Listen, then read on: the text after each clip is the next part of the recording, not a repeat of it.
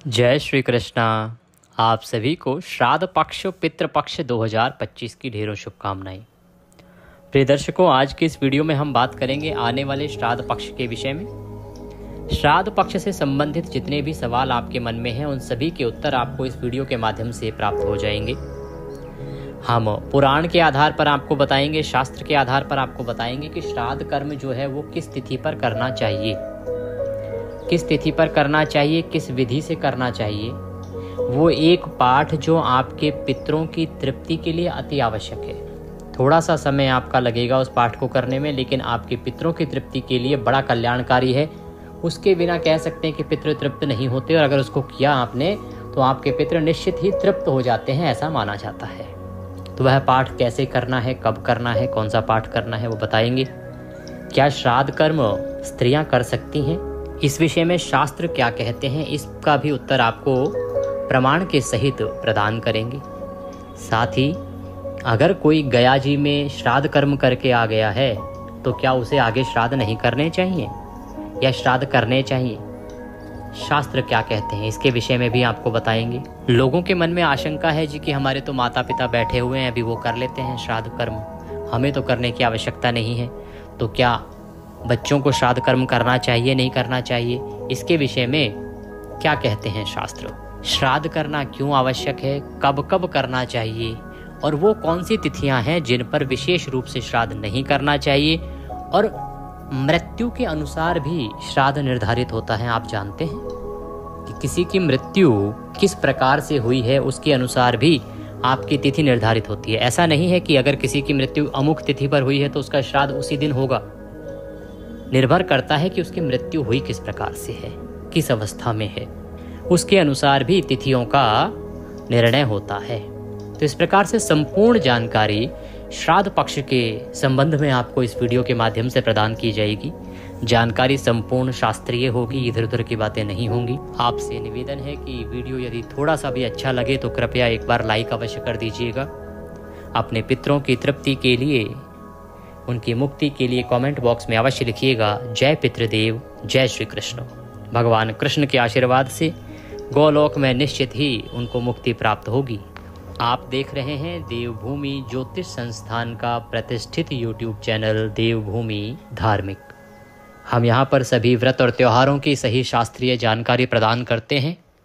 कौन सी तिथि कब है, व्रत आदि कब करना है, श्राद्ध कर्म आदि कब करना है, क्या विधि है, क्या नियम है, क्या कथा है, सभी जानकारी आपको यहाँ विस्तार से प्रदान की जाती है।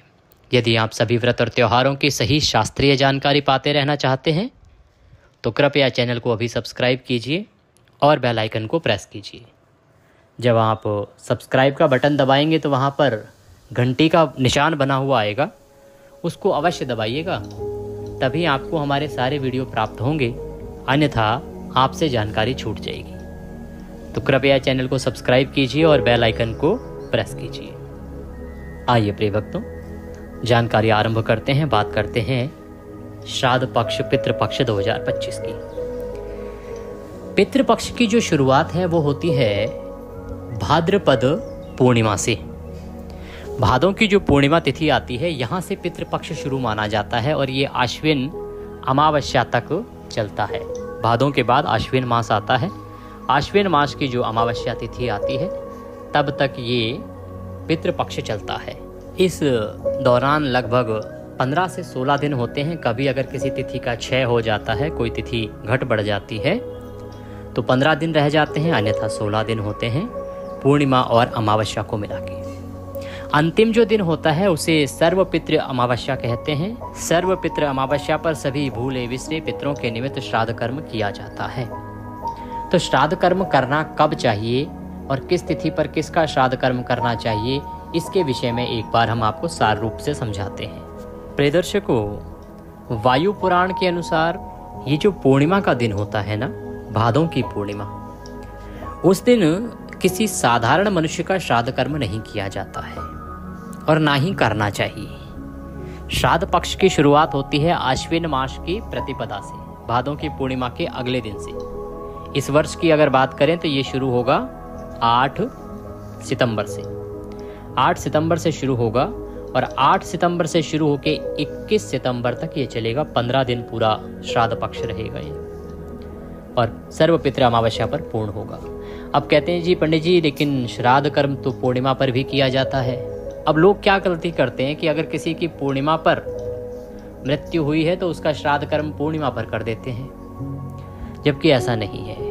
पूर्णिमा तिथि शास्त्रों के अनुसार जो निर्धारित है, वायु पुराण के अनुसार जो निर्धारित है, वो तपस्वियों के लिए, ऋषि मुनियों के लिए निर्धारित है। कोई भी तपस्वी या सार्वजनिक जीवन वाला ऋषि मुनि महात्मा भगवान भक्त अगर अपना देह छोड़ के गया है तो उसका श्राद्ध कर्म जो है वो पूर्णिमा तिथि पर किया जाना चाहिए, ऐसा शास्त्रीय विधान कहता है। प्रतिपदा तिथि जो है वो आपकी जो मृत्यु तिथि होती है किसी भी व्यक्ति की, उसके अनुसार निर्धारित है। यदि किसी का देह अवसान प्रतिपदा को हुआ है किसी भी माह में, तो उसका श्राद्ध प्रतिपदा को किया जाना चाहिए। अब लोगों का सवाल आता है, पंडित जी लेकिन अगर किसी का पूर्णिमा के दिन प्राण निकले हैं तो उस अवस्था में उस व्यक्ति का श्राद्ध कब होना चाहिए? तो यदि किसी के प्राण पूर्णिमा पर निकले हैं तो ऐसा नहीं कि उसका श्राद्ध पूर्णिमा को ही होगा। पूर्णिमा तिथि जो है वो तपस्वियों, ऋषि मुनियों और साधु सन्यासियों के लिए है। उसका श्राद्ध कर्म आप सर्वपितृ अमावस्या पर कर सकते हैं, एक बात। दूसरा, यदि वह सुहागिन महिला हैं तो उनका श्राद्ध कर्म आपको नवमी तिथि पर करना चाहिए। नवमी तिथि जो है वो प्रत्येक उस महिला के लिए है जो सुहागिन इस पृथ्वी से जाती हैं, और जो सुहागिन होती हैं परंतु उनकी तिथि ज्ञात नहीं होती है, तो ऐसी अवस्था में उनके लिए नवमी तिथि सर्वोत्तम कही गई है सुहागिन महिलाओं के लिए। तो नवमी तिथि पर आपको वह श्राद्ध कर्म करना चाहिए। इस वर्ष 2025 की अगर बात करें तो मात्र नवमी जो रहेगी वो रहेगी 15 सितंबर को। 15 सितंबर को मात्र नवमी है। इस दिन जो है सुहागिन जो भी महिलाएं अपना देह छोड़ के गई हैं उनका आपको श्राद्ध कर्म करना चाहिए। यदि उनकी तिथि ज्ञात नहीं है तो दिन रहेगा सोमवार का। इसमें एक तिथि और है जो बड़ी महत्वपूर्ण है, वो होती है चतुर्दशी। चतुर्दशी जो तिथि होती है ना, जिसे कात्यायनी जयंती के नाम से भी जाना जाता है, ये जो चतुर्दशी होती है इस दिन विशेष लोगों का श्राद्ध किया जाता है। वो विशेष लोग कौन? मान लीजिए किसी की मृत्यु किसी हथियार के द्वारा हुई है, किसी युद्ध में या किसी सैनिक की जो मृत्यु होती है, जब मैं उस मृत्यु की बात नहीं कर रहा जो स्वतः आती है, वह मृत्यु जो युद्ध के मैदान में हो, कहीं गोली लगने से हो, अकस्मात जो मृत्यु होती है किसी की, कहीं युद्ध में किसी हथियार के द्वारा जो मारा गया है, अकाल मृत्यु यदि किसी की आई है, कोई फांसी लगा के मरा हो या किसी को मार दिया गया हो, तो ऐसे लोगों का जो श्राद्ध कर्म है वो शास्त्र कहते हैं कि चतुर्दशी को करना चाहिए। इस वर्ष चतुर्दशी की अगर हम बात करें तो इस वर्ष 2025 में यह चतुर्दशी रहेगी 20 सितंबर की। 20 सितंबर को चतुर्दशी है। इसे हम दुर्मरण श्राद्ध भी कहते हैं। दुर्मरण श्राद्धम जो है वो चतुर्दशी के दिन ही किया जाता है। इस प्रकार से जो पूर्णिमा तिथि है 7 तारीख को है, 8 तारीख को एकम का श्राद्ध होगा, 9 सितंबर को द्वितीया का श्राद्ध होगा और 10 सितंबर को तृतीया का श्राद्ध होगा।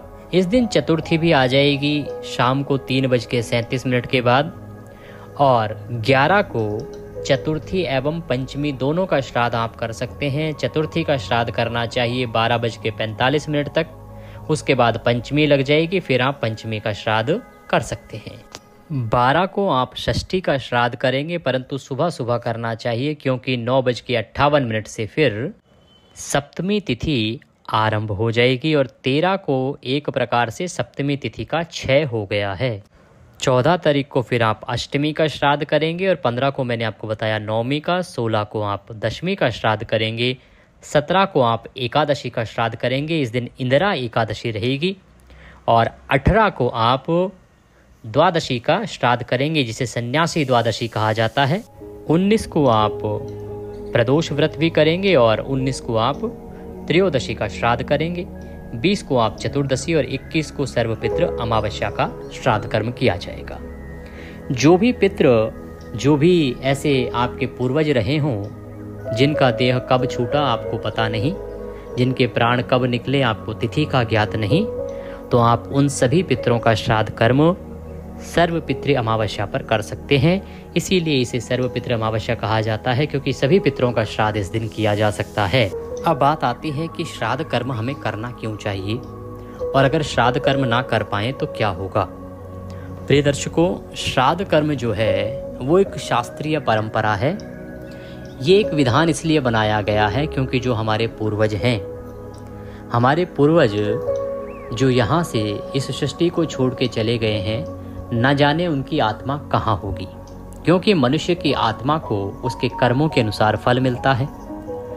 अनेकों वर्षों तक, बहुत सारे जीव तो करोड़ों वर्षों तक ऊपर यातना भोगते हैं, भिन्न भिन्न लोकों में जाते हैं, तो वहाँ पर उनके जीवन निर्वाह के लिए, उस आत्मा के निर्वाह के लिए उसको अपने पिछले जन्म के अनुसार ही फल मिलता है।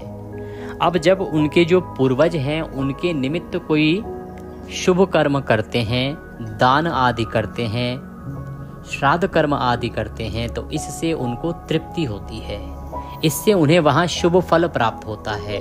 मान लीजिए मैं खराब से खराब सिचुएशन की बात करता हूँ कि कहीं किसी का कोई पितृ घोर नरक में पड़ा है, यहाँ जब आप उसके लिए तर्पण करते हैं, ब्राह्मण को भोजन कराते हैं, गीता के 7वें अध्याय का पाठ करते हैं, तो उससे एक अतुलनीय पुण्य उत्पन्न होता है, धर्म उत्पन्न होता है। वह जो पुण्य है वह सारा पुण्य उस पितृ के खाते में जुड़ जाता है। तो इससे क्या होता है कि उसका जो पुण्य का खाता है वो बढ़ जाता है, और इसीलिए उसकी यातनाएं वहाँ पर कम हो जाती हैं।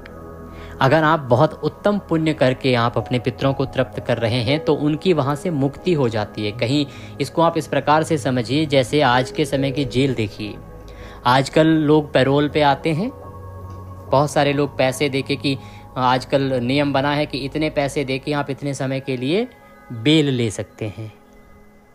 ठीक वैसे ही वहाँ तो आपको पनिशमेंट ही आपके पुण्य कम होने के कारण मिली है ना। वहाँ जब जीव आत्मा नरक में रहता है तो उसने अधर्म अधिक किया है, पाप कर्म अधिक हैं, इसलिए उसको सज़ा मिल रही है, जब तक कि पाप कर्मों की सज़ा पूरी नहीं हो जाती।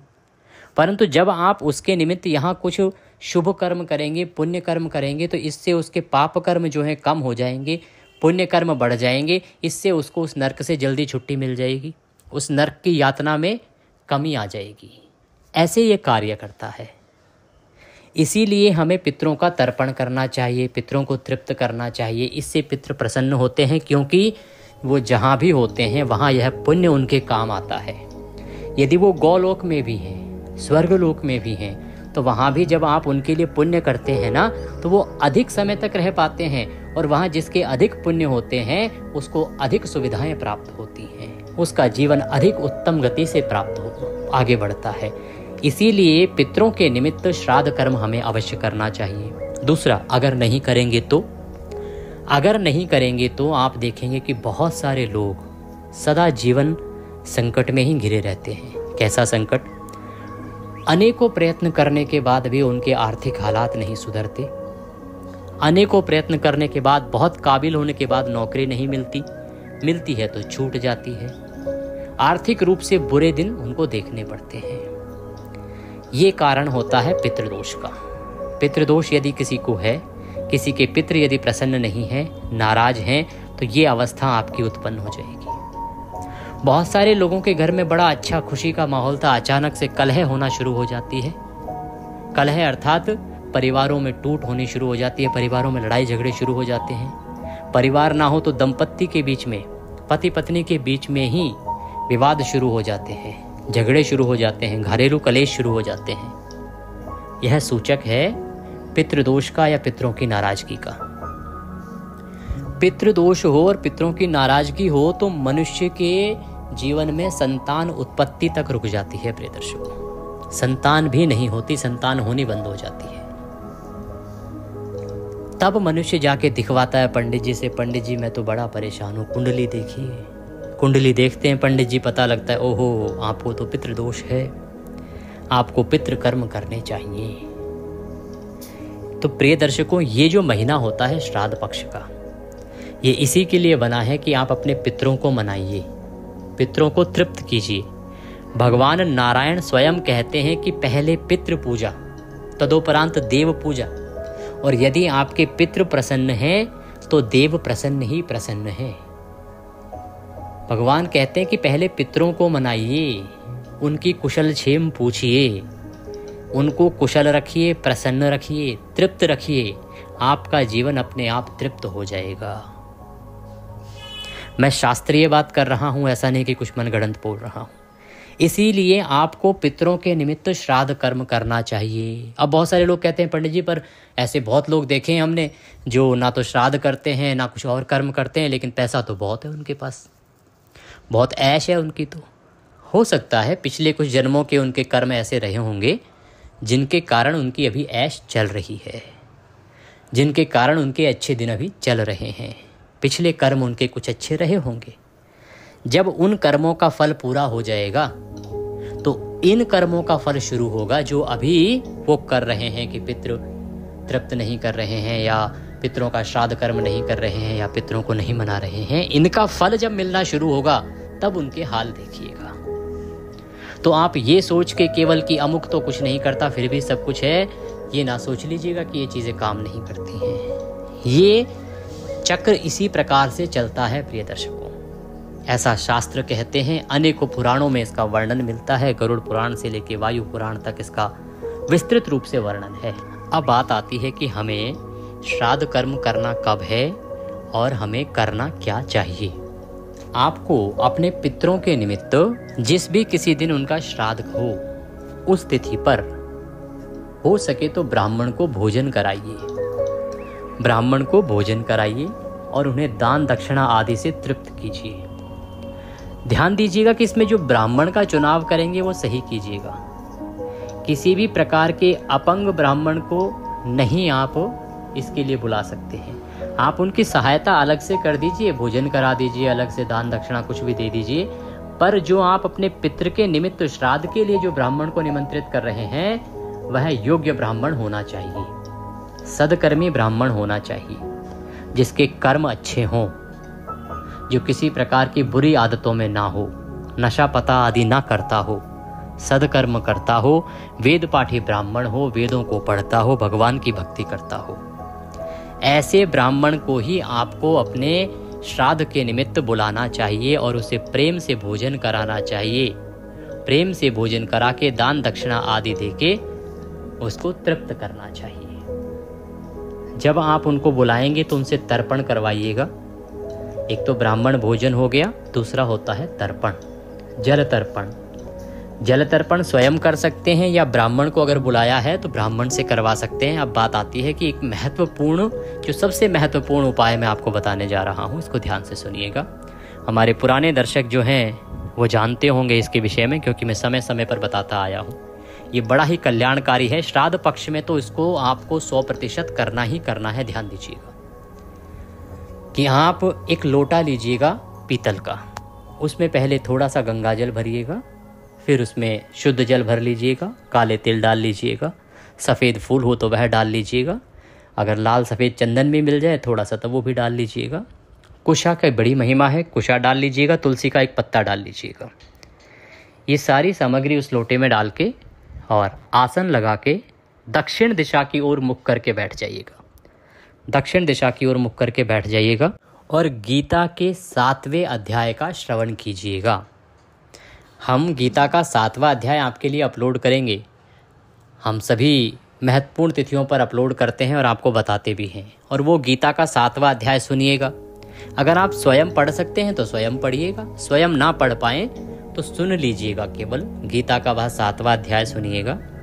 सुनने के बाद वह लोटा हाथ में उठा के संकल्प कीजिएगा कि हे प्रभु, हे श्रीमन नारायण, मैंने ये जो गीता का 7वां अध्याय श्रवण किया है, इससे जो भी पुण्य प्राप्त हुआ है वह संपूर्ण पुण्य मैं अमुक पितरों को अर्पित करता हूँ, या अमुक अमुक पितर को अर्पित करता हूँ। उनका नाम बोलिए या उनका जो भी संबंध आपके साथ है उसके द्वारा बताइए कि आप इन पितरों को यह अर्पित कर रहे हैं गीता का 7वां अध्याय का पुण्य। यह पुण्य इन्हें प्राप्त हो और ये इससे तृप्त हो। इस प्रकार से संकल्प करके अपना पुण्य उनको अर्पित कीजिए गीता के 7वें अध्याय का। फिर उस जल से पितरों का तर्पण कीजिए। तर्पण करने के लिए एक बड़ा पात्र ले लीजिए और जो सीधा हाथ होता है आपका, उसमें अंगूठा और उंगली के बीच का जो क्षेत्र है ये तर्पण क्षेत्र है, पितृलोक है। यहाँ से पितृ क्षेत्र से आपको तर्पण करना है। तर्पण कीजिए, जल को दूसरे पात्र में गिराते हुए पितरों को स्मरण करते हुए तर्पण आपने करना है। उनको तर्पण कीजिए उस जल से, पितरों को स्मरण करते हुए, और उसके बाद वह जल पीपल पर अर्पित कीजिएगा। इस तर्पण को करने का या पीपल पर जल अर्पित करने का जो समय होता है वो कुतुब काल का समय होता है, जो सबसे उत्तम माना जाता है। कुतुब काल में ही आपको यह कर्म करना चाहिए। कुतुब काल की महिमा अधिक है। इसके उत्तर में मैं आपको 2 सवालों के उत्तर देता हूँ। एक तो कुतुब काल की महिमा, और दूसरा क्या स्त्रियों को श्राद्ध कर्म करना चाहिए। जी हाँ, शास्त्र कहते हैं कि महिलाएं श्राद्ध कर्म कर सकती हैं। यदि आपके परिवार में कोई पुरुष नहीं है तो महिला श्राद्ध कर्म कर सकती है, इसमें कोई दोष नहीं है, उत्तम ही उत्तम है। इसका एक उदाहरण है, माता सीता के द्वारा महाराज दशरथ का पितृकर्म किया गया था। इसका प्रमाण भी मिलता है कि भगवान रामचंद्र, माता सीता और लक्ष्मण जी महाराज वन में थे। दशरथ जी की तिथि आ गई थी श्राद्ध पक्ष की, तो रामचंद्र जी और लक्ष्मण जी श्राद्ध करने के लिए जो आवश्यक सामग्री है वह जुटाने के लिए वन में चले गए। वो आते उससे पहले ही कुतुब काल का समय आरंभ हो गया, और कुतुब काल जो है पितृ तर्पण, पितृ तृप्ति के लिए सर्वोत्तम होता है। तो महाराज दशरथ आ गए कि बेटा श्राद्ध करो। अब श्राद्ध कर्म करें कहाँ से, राम जी हैं नहीं, लक्ष्मण जी हैं नहीं, सामग्री है नहीं, लेकिन क्योंकि आपके पितृ आ गए हैं तो आपको श्राद्ध करना होगा। माता सीता ने मिट्टी के पिंड बनाकर और जल के द्वारा उनका तर्पण किया और श्राद्ध कर्म किया। जब समय व्यतीत हो जाने के बाद महाराज राम और लक्ष्मण जी आए, उन्होंने पूछा तो उन्होंने कहा कि समय हो गया था इसलिए मैंने तर्पण कर दिया, मैंने श्राद्ध कर दिया। तो उन्होंने, महाराज दशरथ ने स्वयं इस बात को स्वीकार किया कि हाँ, श्राद्ध कर्म हो गया है। इसकी एक बड़ी विस्तृत कथा भी है जिसको कभी समय आने पर मैं आपको अवश्य सुनाऊंगा। तो इस प्रकार से इसका प्रमाण है कि महिलाएं श्राद्ध कर्म कर सकती हैं, बहुएं भी कर सकती हैं, शादीशुदा महिलाएं भी श्राद्ध कर्म कर सकती हैं। पितरों के लिए कर्म करना आवश्यक है, महिला है या पुरुष ये आवश्यक नहीं है, इस पे ध्यान दीजिएगा। तो कुतुब काल में विशेष रूप से तर्पण और श्राद्ध कर्म करना चाहिए। ये जो जल है तर्पण का, इसको आप पितरों को अर्पित कीजिएगा, पीपल की जड़ में अर्पित कीजिएगा। अगर कभी रविवार का दिन हो, संडे का दिन हो तो उस दिन ना कीजिएगा, ध्यान रखिएगा। जब आप जल अर्पित करें तो पितरों से निवेदन कीजिए कि हे पितरों, यह जल स्वीकार करो, यह तर्पण स्वीकार करो, तृप्त हो, गीता का 7वें अध्याय का पुण्य स्वीकार करो और तृप्त हो तथा प्रसन्न हो के आशीर्वाद प्रदान करो। इसके निमित्त जब आप गीता का 7वां अध्याय हमारा सुनेंगे वीडियो, तो वहाँ पे जो मंत्र आपको बोलने हैं, जो आवाहन बोलना है, प्रार्थना बोलनी है, वह सब भी मैं एक साथ रिकॉर्ड करता हूँ। उसमें सब कि तर्पण करते समय आपको क्या मंत्र बोलना है, कैसे बोलना है, वो सारी विधि मैं आपको उस वीडियो में प्रदान करता हूँ। तो आप वह वीडियो अवश्य देख लीजिएगा। श्राद्ध पक्ष में बड़े काम आएगी आपके। पहले से ही बहुत सारे गीता के 7वें अध्याय की वीडियो मेरे चैनल पर उपलब्ध होंगे, फिर भी मैं श्राद्ध पक्ष में पुनः वह अपलोड करूंगा। आप यदि चैनल पर नए हैं तो तुरंत सब्सक्राइब कर लीजिए, और जो घंटी का निशान बना हुआ आता है, बेल आइकन का निशान, उसको अवश्य दबा दीजिए, जिससे कि आपको सारे वीडियो प्राप्त हो सकें और सही जानकारी की सही वीडियो प्राप्त हो सके। साथ ही तर्पण कैसे करना है उस पर भी एक वीडियो मैं बना रहा हूं, जिसमें मैं स्वयं आपको करके दिखाऊंगा कि तर्पण किस प्रकार से आपको करना चाहिए, कौन से हाथ में कहाँ कुशा रखनी चाहिए, क्या बोलना चाहिए। वह तर्पण करने की विधि का जो वीडियो है वो भी आपको श्राद्ध पक्ष शुरू होने से पहले ही चैनल पर प्राप्त हो जाएगा। ये थी जानकारी श्राद्ध पक्ष के विषय में, जो शुरू हो रहा है 7 तारीख से और 21 सितंबर को यह पूर्ण होगा। जानकारी में कुछ बाकी रह गया हो तो कमेंट बॉक्स में लिख के पूछ लीजिएगा। व्हाट्सएप के माध्यम से भी जुड़ सकते हैं। दक्षिणा आदि यदि कुछ भेजना चाहते हैं तो स्क्रीन पर 900 से नंबर आ रहा है, उस पर आप भेज सकते हैं। भगवान कृष्ण सब पर कृपा करें। वीडियो को लाइक अवश्य कर दीजिएगा। कमेंट बॉक्स में लिखिएगा जय पितृदेव, जय श्री कृष्ण।